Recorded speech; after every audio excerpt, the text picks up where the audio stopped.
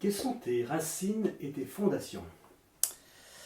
Alors mes racines, ouais, je suis né à Sète, donc ma mère est de Sète, donc issue d'une grande famille aussi, qui sont 10. Du côté de ma mère et de mon père, j'ai une grande famille italienne du côté de ma grand-mère. D'ailleurs, ma grand-mère regarde la télé italienne, parle italien, quand j'y vais, même elle me parle italien, des fois je suis là, je dis oh mamie, il faudrait que je m'explique un peu. Elle regarde, elle c'est vraiment une italienne, elle fait à manger italien, c'est la vraie italienne. Voilà. Et du côté de mon père, voilà, c'est espagnol aussi, parce que bon, ben voilà, j'ai des cousins qui sont gitans catalans, donc qui sont espagnols aussi, du côté de ma mère aussi. Donc, et je trouve que ce soit ces mélanges, que ce soit italien ou espagnol, il y a beaucoup de valeurs. Beaucoup, c'est beaucoup la famille, c'est beaucoup les traditions. Et moi, j'aime ça, j'aime la famille. Donc, c'est vrai que ces traditions, ça me convient. Puis ça fait un mélange, voilà, dans la vie, il faut faire des mélanges. Il ne faut pas être raciste. Je pense qu'il faut s'ouvrir aux gens, à d'autres cultures. Et puis après, voilà, j'ai grandi sur Gijan avec mes grands-parents aussi. Donc j'ai pas mal bougé dans ma vie. J'étais sur Gijan, Sète, après Frontignan aussi. J'ai été à l'école à Frontignan. Donc j'ai pas mal bougé au niveau cursus scolaire, mais c'est dû à mon passé, à mon enfance aussi, qui a été très compliquée avec mes parents, mon père et ma mère. Voilà, ils ont refait leur vie, mais ça a été une période difficile. Et aujourd'hui, je peux aussi les remercier parce que c'est grâce à eux qu'aussi que je suis devenu le garçon que je suis et que voilà que je me suis forgé, j'ai eu mes valeurs et tout ça et je pense que mes parents sont fiers de moi malgré qu'on ne se le dit pas parce que nous chez nous on est très pudique sur le fait de dire je t'aime ou quoi, c'est très compliqué. Moi j'ai 33 ans, j'ai jamais dit je t'aime à mes parents. Mais voilà, ils savent en eux que, voilà, que je suis un garçon bien, que je fais le bien. Après, à Metz, je connais énormément de monde aussi. Je suis beaucoup impliqué dans les joutes, que ce soit la boxe, voilà, au niveau de la mairie, tout ça. Enfin, Thierry Baïza, le maire et tout ça, il m'aime beaucoup. Donc voilà, que ce soit sur Gijan, sur Sète, partout où je vais, je suis apprécié. Et c'est ça que je veux laisser à moi, une image bien, d'avoir une belle image. Et que plus tard, si j'ai mes enfants, ben, ils disent, voilà. Vidal Jonathan, c'est quelqu'un de bien. Et c'est surtout ça qui est le plus important. Qu'est-ce que tu peux nous dire encore de tes parents? Mes parents, ben, ouais, c'est une enfance difficile. Mon père, voilà, il a tout fait pour moi et ma mère aussi. Mais bon, j'ai eu une enfance très difficile. Mais après, dans l'ensemble, j'ai des bons parents. Après, bon, ils ont refait leur vie. J'ai eu des frères et sœurs aussi, de chaque côté. Mon père vit à Metz et ma mère à Sète. Mais voilà, malgré qu'ils ne se parlent plus, moi je garde toujours, ça reste ma mère et mon père, ça reste toujours des liens forts. Mais ce que je suis content, c'est qu'ils n'ont pas reproduit les erreurs qu'ils ont fait quand ils étaient jeunes. Du moment que ma soeur et mon frère vont bien, ils n'ont pas reproduit la même histoire que j'ai eu moi. Et ça, c'est bien. Parce qu'on fait tous des erreurs. On le comprend plus tard. Quand j'étais petit, j'en voulais à un ou que ce soit à l'autre. Mais au final, quand on grandit, on se rend compte que la vie, c'est comme ça. Et c'est malgré. Des fois, on ne peut pas finir la vie avec la même personne.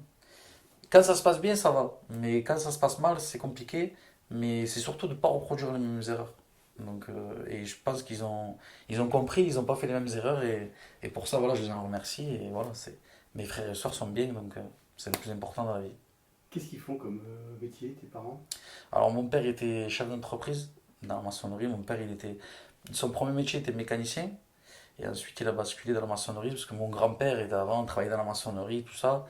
Donc après, il a ouvert une entreprise de maçonnerie. Et après, bon, il a dû arrêter parce que bon, il avait beaucoup d'employés, donc il y en avait qui n'étaient pas sérieux, tout ça. Donc mon père a préféré arrêter et se lancer dans l'immobilier. Aujourd'hui, il réfléchit à ce qu'il va faire. Mais bon, mon père, c'est quelqu'un d'ambitieux. Il est un peu comme moi. En fait, dans la vie, on avance, on a des buts, on a des objectifs et on veut les atteindre. Et mon père, il est un peu comme ça. Et je pense que je tiens beaucoup de lui. Mais j'ai un caractère de ma mère aussi. Donc j'ai le caractère de ma mère. Après, ma mère, elle a jamais travaillé, donc c'est un choix aussi. Elle a voulu s'occuper des enfants, de nous, et comme elle a pu. Mais voilà, c'est un choix aussi. Voilà, mes parents, je les définis comme ça. Mais bon. Et qu'est-ce que tu as appris d'eux finalement? J'ai appris d'être indépendant, voilà, de me débrouiller tout seul. Si je voulais quelque chose, ben, il fallait que j'aille le gagner. Parce que mon père, il m'a toujours dit, si tu veux quelque chose, il faut que tu ailles travailler, parce que je ne te l'achèterai pas. Et je pense que c'est voilà, c'est une leçon de vie et ça apprend beaucoup de choses.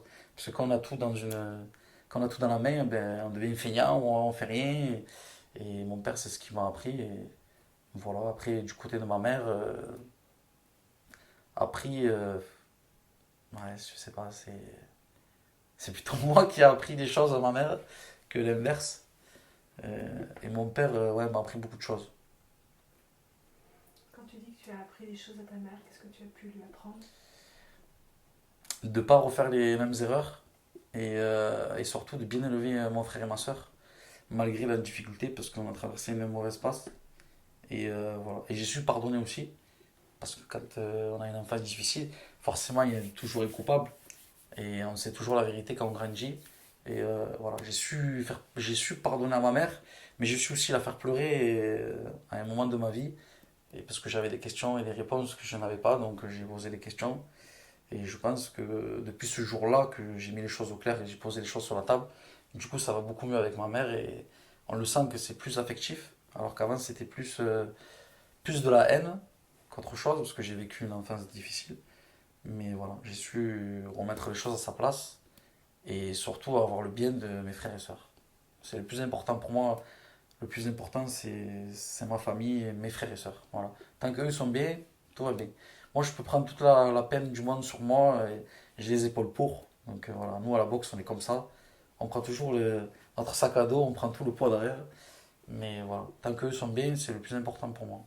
Après, voilà, j'ai mes parents qui sont séparés. Donc j'ai un frère et une sœur du côté de ma mère. Et après, j'ai deux sœurs et un frère du côté de mon père. Donc ce sont des demi, mais pour moi, le mot demi, ça ne compte pas. Donc pour moi, c'est mes frères et sœurs. D'ailleurs, quand on me dit demi, j'aime pas. Parce que j'aime pas ce mot-là. Il n'y a pas de demi. C'est mes frères et sœurs. Point, c'est tout. Quels sont tes rapports avec eux, justement? Bah, j'ai de bons rapports avec eux. Plus du côté de ma mère, parce qu'ils sont grands. Donc, mon frère a 25 ans, donc ma soeur a 22 ans. Donc, l'âge que moi j'ai 33. Donc, ça va, on arrive à parler, on arrive à discuter. Après, du côté de mon père, c'est un peu plus compliqué parce que bon, ils sont jeunes. Donc ils ont 16, 14, 16, 12 pardon, et 8 ans. Donc c'est un peu compliqué. Vous voyez, il y a un écart d'âge quand même. Mais dans l'ensemble, ça va. Ça se passe bien. Mon père fait régulièrement des repas, tout ça. Donc ouais, ça se passe bien, non. Après, quand ils grandiront, je pense que je passerai un peu plus de temps avec eux. Mais bon, là, ils sont jeunes. Et puis moi, je bouge aussi. Donc c'est vrai que on se voit quand on peut. Mais c'est vrai que je bouge beaucoup. On a parlé des parents, mais je voudrais que tu nous parles de tes grands-parents, de ce qu'ils ont pu t'apporter. Alors, mes grands-parents, pour moi, c'est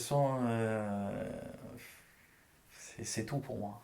Ça a été mon grand-père et ma grand-mère, ça a été ma mère et mon père en même temps. Parce que quand j'ai eu cette période difficile étant petit, mon grand-père et ma grand-mère m'ont récupéré. Mon grand-père ne voulait pas que j'aille en pension. Donc, du coup, il a fait un blocage. Mais malheureusement, là, on va dire que la DAS, c'est que. Et on va dire que aujourd'hui, les choses ont peut-être changé, mais on va dire qu'avant, les services sociaux et la DAS ne faisaient pas de cadeaux. Et je me rappellerai toujours toute ma vie que mes grands-parents ont tout le temps voulu me garder, mes grands-parents. Et ça a été très compliqué pour eux quand je suis parti en famille d'accueil, parce que ça a été mal fait. C'est-à-dire que un jour, j'étais à l'école et, euh, et en fait, je me rappellerai toujours parce que j'étais en train de travailler, j'étais à 7 à l'école. Et en fait, il y a une dame qui est venue avec deux gardes du corps. Alors que je vois pas pourquoi à ce moment-là. Il n'y a pas besoin d'avoir des gardes du corps. Enfin, ça s'est très mal passé. Ils sont venus me chercher à l'école. Donc déjà, ça m'a marqué. Et en fait, ils m'ont amené à Montpellier. Donc ils ont dit à la maîtresse, voilà, on vient chercher monsieur Vidal Jonathan. Parce qu'il y a des antécédents avec la maman et le papa, il y a beaucoup de soucis. Donc on est obligé aujourd'hui, comme le petit, parce que ma mère, elle ne m'amenait pas à l'école, parce qu'elle voulait me garder avec elle. Donc du coup, la DAS s'est mis en relation avec l'école, et ils ont dit, dès qu'il rentre à l'école, on fait tout pour l'y enlever, quoi. Et donc du coup, ça a été mal fait. Ils sont venus me chercher, j'ai pleuré, je suis parti de la classe. Et en fait, j'ai atterri à Montpellier. Donc, j'ai atterri au tribunal social. Et donc là, j'ai vu ma mère et mon père dans le couloir. Ils m'ont mis dans une salle, ils m'ont fait jouer avec des jouets et tout ça. Et après, ils m'ont dit, bon, ben, vous allez suivre cette dame. Et en fait, j'ai atterri en famille d'accueil. Mais vous voyez, il y a eu, entre le moment de l'école et le moment où je pars en foyer, j'ai même pas embrassé mes parents, j'ai même pas pris mes affaires. ça a été très mal fait. C'était vraiment. Il faut être fort. Parce que quand on est petit, quand on vit. C'est pas pour me vanter, je veux pas faire celui-là qui a toutes les souffrances du monde. Mais ce que moi j'ai vécu, ça a été très très compliqué. Et j'ai été mis à la DAS salement. J'ai été mis comme un enfant qui. On l'a jeté, on le met là. Et c'est désolé pour le monde, comme un chien quoi. Et en fait, ça a été très mal fait. Et voilà, plus tard après, ils ont reconnu parce que mes parents, mon père a fait les demandes et tout ça, et ils ont effectivement reconnu que ce qu'ils ont fait, ils n'allaient pas le faire, de venir à l'école, de venir me chercher comme ça a été très mal fait, parce qu'après, quand mon père m'a récupéré, pendant 3 ans, j'ai eu un éducateur, donc quelqu'un du tribunal, qui venait chez moi, alors il me posait des questions, alors votre papa, est-ce que vous avez bien à manger, est-ce qu'il s'occupe bien de vous? Bon, après 3 ans, comme ils ont vu que ça se passait bien, ils ont lâché l'affaire, mais quand même, le monsieur qui venait, il venait chaque 15 jours, il venait me voir à la maison, venait voir comment ça se passe. Parce que si jamais ça se passe mal, forcément, on retourne en famille d'accueil. Donc, et à la fin, il a reconnu que quand même, la DAS avait mal fait les choses avec moi et que quand même, ça m'avait marqué. Parce que quand il me parlait, il me disait, parce que bon, j'avais du mal à écrire, j'avais du mal à parler, ça a été très compliqué à l'école, hein. Les premières années, j'étais beaucoup en retard. J'étais, j'étais forcément en retard à l'école, hein, je ne suivais pas. Donc, les premières années, ça a été très compliqué. Mais c'est dur tout ça. Mais vraiment, vraiment, vraiment, aujourd'hui, je suis content parce que on va dire que le système a évolué. Mais vous m'aurez dit ça il y a 10 ans en arrière. Bah, je promets qu'à la DAS, je leur en veux beaucoup, énormément. Parce que ça s'est mal fait. Ça a été salement fait. Et voilà, je pense qu'on aurait pu faire autrement les choses. Et ce serait mieux passé pour moi et pour eux aussi. Voilà. Et surtout, parce que et mes grands-parents, voilà, mes grands-parents étaient en pleurs et tout ça, et de voir mes grands-parents en pleurs et tout ça, c'est vrai que ça m'avait marqué. Et bon, c'est vrai que de voir mes parents pleurer, vous savez, quand on vous enlève un enfant comme ça, c'est très compliqué. Il vaut mieux que faire les choses à l'amiable ou essayer de discuter, mais quand c'est fait comme ça, c'est très compliqué, que ce soit pour la mère ou pour le père, c'est très compliqué de voir son enfant être enlevé comme ça, là, on n'a même pas de droit, on n'a pas de. Voilà. Mais mes grands-parents ont toujours été là pour moi. C'est un pilier pour moi. Enfin, mes grands-parents, c'est. Voilà. J'étais tout souvent chez eux. Souvent, souvent, souvent. Et quand ils ont eu l'âge de. Après, forcément, ils ont vieilli. Donc, après, je me suis occupé d'eux, moi. Après, pendant 5 6 ans, j'ai vécu à Gijan. Parce que j'ai perdu mon grand-père assez tôt. Parce que, bon, il avait des problèmes de poumons, le grand-père. Donc, il est parti assez tôt. Il est parti en 2010. Donc après, il restait que ma grand-mère. Et donc du coup, j'ai vécu à Gijan, parce qu'on avait une maison familiale, une grande maison. Et j'ai dit à ma grand-mère, je resterai jusqu'au bout avec toi. Je resterai. Donc c'est vrai que je suis resté avec mes grands-parents jusqu'au bout. Je n'aurais jamais accepté qu'ils aillent dans une EHPAD ou dans une maison de retraite. Parce que voilà, je suis attaché à la famille. Et même plus tard, je pourrais pas voir ma mère ou mon père en maison de retraite, c'est impossible pour moi.